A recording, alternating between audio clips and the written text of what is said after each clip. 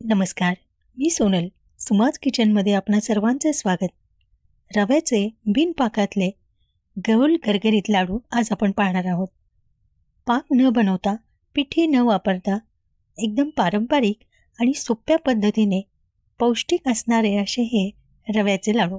दिवाळीची सुरुवात या लाडवानी झालेली आहे. तुम्हीही हे लाडू जरूर बनवा. चला तर मग पिठीचे लाडू बनवायला सुरुवात करूया. यासाठी आपण बारीक रवा घेतलेला आहे. अर्धा किलो बारीक रवा घेतलेला आहे. या वाटीने तो 4 वाटी भरतो. रवा चाळून स्वच्छ केलेला आहे. आता आपण तो भाजून घेऊया. हा लाडू बनवताना नेहमी रवा हा एकदम बारीक घ्यायचा. हा प्युअर लाडू आपण बनवत आहोत. पिठीचे लाडू हे अजून एका पद्धतीने बनवले जातात. रवा आपण अर्धा किलो घेतलेला आहे. रवा भाजताना यामध्ये आपण तूप जराही घातलेलं नाही. रवा कच्चा लागणार नाही एवढं आपण भाजून घ्यायचं आहे. पहा, हाताला न चिटकता रवा पूर्ण सरसरीत असा भाजला गेला आहे. त्यानंतर आपण यामध्ये तूप टाकायचं आहे. यासाठी मी 1 वाटी तूप घेतलेलं आहे. सध्या तूप हे जाड घटसर आहे. आपण हे तूप लिक्विड करूनही घेऊ शकतो. रवा आपल्याला पूर्ण इथं लालसर भाजायचा नाही. जसं आपण पाकाच्या लाडूसाठी छान लालसर भाजतो तसा न भाजता रवा पांढरा राहील, लाडू पांढरे दिसतील अशा पद्धतीने भाजून घ्यायचा आहे. यासाठी रव्याचं प्रमाण जास्त घ्यायचं आणि कढई लहान घ्यायची. त्यामुळे जास्त लाल भाजला जात नाही. आता आपण जेवढं तूप घेतलेलं आहे त्यामधील थोडं थोडं तूप करून आपण अशा पद्धतीने रवा भाजून घ्यायचा आहे. पहिल्यांदा आपण रव्यामध्ये थोडेही तूप घातलेलं नाही. कच्चा रवा भाजून घेतलो. त्यानंतर आपण तूप वापरत आहे. यामुळे या लाडूसाठी कमी तूप वापरूनही लाडू छान खुसखुशीत होतात. हा पाकाचा लाडू नसून पिठीचा लाडू आहे.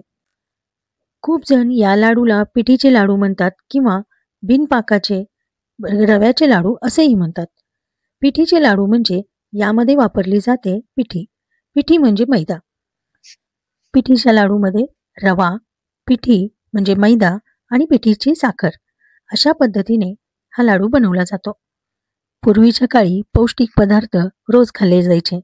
मैदा आणि असे इतर पदार्थ सणासुदीला किंवा इतर खास दिवशी थोडंफार प्रमाणात खाल्ले जायचे. रव्याच्या या पिठी लाडूमध्ये पिठी म्हणजे मैदा वापरून लाडू बनवले जायचे. आपण या इथे पिठी न वापरता फक्त आणि फक्त रवा आणि पिठी साखर आणि तूप वापरून हे लाडू बनवत आहोत. कधीतरी झटपट म्हणून चेंज म्हणून खाल्ला जाणारा मैदा आजकाल सर्रास प्रत्येकाच्या दैनंदिन भाग होऊन बसलेला आहे. तर तो कमी करण्यासाठी आपल्याला जेवढं जमेल तेवढं मैद्याचा कमीत कमी वापर आपण करू शकतो. आपण पाहिलात थोडं थोडं करून मी यामध्ये सर्व तूप घातलेलं आहे. हे उलटणं आता तूप पीत आहे तर आपण ते बदलून घेऊन स्टीलच्या उलटण्याने व्यवस्थित असा रवा भाजून घ्यायचा आहे. कोरडे पदार्थ भाजताना मी या लाकडी उलटण्याचाच वापर करते. त्यामुळे छान आणि लवकर झटपट असं भाजून होतं. जसं शेंगा, चुरमुरे असे पदार्थ, रवा, पोहे जे कोरडे आहेत ते मी लाकडी उलटण्याने भाजून घेते. त्यानंतर आपण जेव्हा तूप, तेल वापरतो, फोडणी झाल्यानंतर पाणी घालतो तेव्हा मात्र स्टीलचे चमचे उलटणे वापरायचे. पहा, सगळं तूप घालून छान असा हा रवा भाजून घेतलेला आहे. पिठी साखर ही रेडीमेडही वापरू शकतो किंवा आपण घरात मिक्सरमध्येही करू शकतो. परंतु जेव्हा आपण लाडू बनवत असतो तेव्हा आपण ही पिठी साखर फक्त 2 मिनिटात घरच्या घरी बारीक करून घ्यायची आहे. याचं कारण मी तुम्हाला पुढे सांगते. आपण या साध्या लाडूंसाठी, पाक नसलेल्या लाडूंसाठी रवा वापरलेला आहे 4 वाटी. त्यासाठी 2 वाटी साखर घेतलेली आहे. 2 वाटी साखर, त्या 2 वाटी साखरचा आपण मिक्सरमधून बारीक पिठी करून घेतलेली आहे आणि 1 वाटी तूप वापरलेलं आहे. एखाद वेळेस जर तुम्हाला वाटलं तर तुम्ही तुपाचं प्रमाण वाढवू शकता. परंतु साखर ही 2 वाटीच ठेवा. छान चव येते आणि व्यवस्थित असे हे लाडू तयार होतात. पिठी साखर आपण मिक्स केल्यानंतर परत एकदा छान सर्व बाजूनी साखर मिसळली जाईल अशा पद्धतीने व्यवस्थित भाजून घ्यायचं आहे. रवा, तूप आणि साखर व्यवस्थित मिक्स होईल अशा पद्धतीने भाजून घ्यायचं आहे. म्हणजे गॅस चालू असतानाच ते व्यवस्थित मिक्स होईल आणि साखर तुपामध्ये वितळून ती व्यवस्थित मिक्स होईल. हे मिश्रण व्यवस्थित मिक्स होण्यासाठी गॅस बंद करून कढई साईडला घेऊन व्यवस्थित मिक्स करून घेतलेला आहे. आता परत एकदा आपण गॅसवरती फक्त थोडंसं गरम करून घ्यायचं आहे आणि त्यानंतर गॅस बंद करून त्यावरती आपल्याला झाकण द्यायचं आहे. फक्त 2 ते 3 मिनिटांसाठी आपल्याला झाकून ठेवायचं आहे. त्यामुळे आर्द्रता निर्माण होईल आणि रवा, साखर आणि तूप व्यवस्थित मिक्स होतील आणि लाडू व्यवस्थित बांधले जातील. वेळ असेल तर अशाच पद्धतीने आपण निवांत लाडू बांधू शकतो. परंतु सध्या दिवाळीची गडबड, इतर पदार्थ बनवायचे असल्यामुळे सोपी ट्रिक मी तुमच्यासाठी घेऊन आलेली आहे. त्यासाठी मिक्सरच्या भांड्यामध्ये आपण हे तयार मिश्रण घ्यायचं आहे आणि मिक्सरमधून बारीक करून घ्यायचं आहे. फक्त एकदा आलटून एकदा पालटून अशा पद्धतीने मिक्सरमधून बारीक करायचा आहे. रवा हा बारीकच आहे, आपल्याला बारीक करण्याची गरज नाही. परंतु अशा पद्धतीने केल्याने मिक्सर गरम होते आणि आपल्याला जे मिश्रण आपण त्यामध्ये घातलेलं आहे ते ओलसर होतं आणि गरमीमुळं छान व्यवस्थित लाडू लवकरात लवकर बांधले जातात. साध्या पद्धतीने आपण रोजच्या वेळेस 2 लाडू बनवणार होतो, तिथे हे 4 लाडू वळून होतात आणि झटपट होतात. यासाठी ही पद्धत वापरायची आहे. घरात एकच व्यक्ती करणारी असेल तर ही पद्धत खूपच उपयोगी आहे. या लाडूसोबत एक आठवण शेअर करते. हे लाडू मला खूप आवडतात, परंतु हे लाडू आमच्या घरात अजिबात केले जात नाहीत. लहानपणी आजीच्या काळापासून घरात जनावरं असायची, त्यामुळे दूध तूप हे भरपूर. या पिठीच्या लाडूमध्ये साखर कमी, तूप कमी आणि पिठी वापरली जायची आणि सगळं ओरिजिनल पाहिजे या ह्याच्यामध्ये असणाऱ्या आजी आजोबांना पिठी आवडायची नाही आणि कधीच हे लाडू बनवले जायचे नाहीत. परंतु माझ्या आवडीमुळे आजी मला पिठी न वापरता म्हणजे मैद्याचा वापर न करता हे लाडू बनवून द्यायचे. फक्त माझ्यापुरतेच हे लाडू केले जायचे, परंतु त्यामध्येही पिठी अजिबात वापरली जायची नाही. ज्या पद्धतीने आज आपण बनवत आहोत त्या पद्धतीने.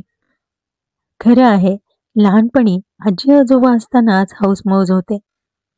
जे काही आपल्या आवडीचं आहे ते आजी हमखास करून देणार आणि तेच लाडू मी तुमच्यापर्यंत घेऊन आलेली आहे. असे सण-सूद म्हटलं की मोठ्यांच्या आठवणी या येतातच.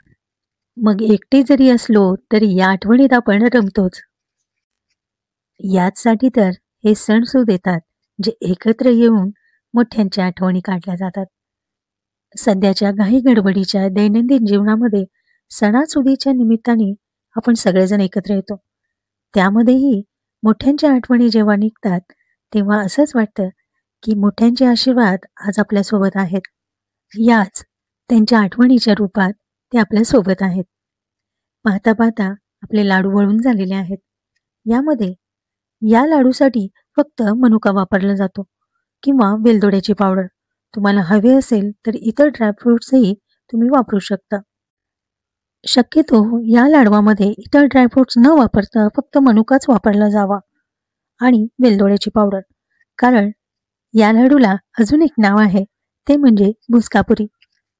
होय, भुसकापुरी. कारण हा लाडू खाताना ठसका लागण्याची चान्सेस असतात आणि हा लाडू खाताना एकदम जर आपण खाल्लो तर त्याचा भुरा उडतो.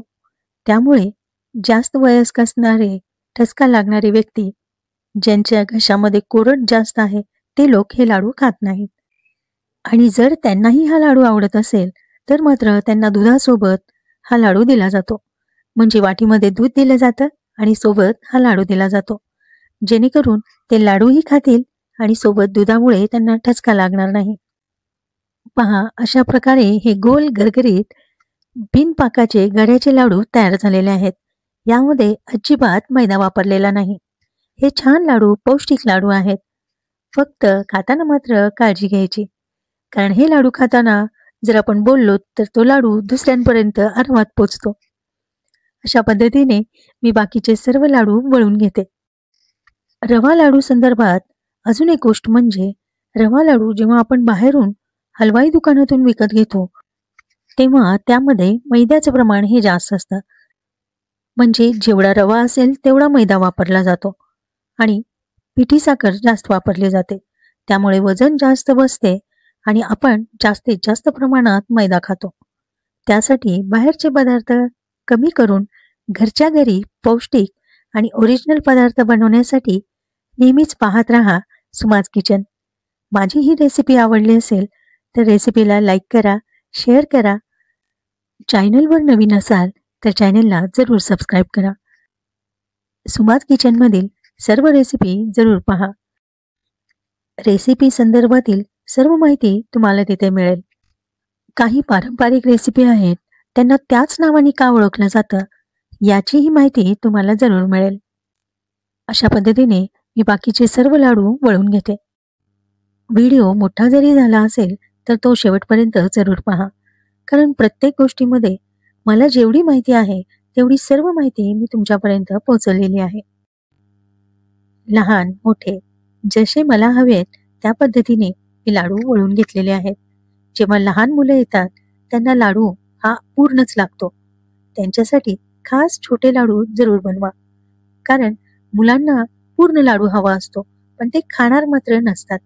तर आपणच त्यांच्यासाठी पूर्ण लाडू बनवायचा आहे, म्हणजे त्यांनाही समाधान होईल आणि ते अर्ध सोडतील किंवा अर्ध वेस्ट करतील यामध्ये आपला जीव अडकणार नाही. तर त्यासाठी लहान मुलांसाठी थोडा हात कमी करून छोटे छोटे लहान लाडू केलात तर तेही खूप आनंदी होतील, कारण त्यांना आनंद आहे तो मोठा पूर्ण लाडू मिळण्याचा. तर सगळ्यांची मर्जी राखत सुमाज किचन मधील हे लाडू छान तयार झालेले आहेत. शेवटी सण सुद हे मुलाबाळांसाठीच करायचे असतात, तर मुलं खुश तर आपण खुश, बरोबर ना? लेकरांच्या आनंदातच आपला आनंद. छानपैकी असे हे गोल करकरीत रव्याचे लाडू तयार झालेले आहेत. दिवाळी छान फराळ करा, भरपूर आनंदात दिवाळी साजरी करा. हॅपी दिवाळी. भेटूया पुढच्या रेसिपी सोबत. धन्यवाद.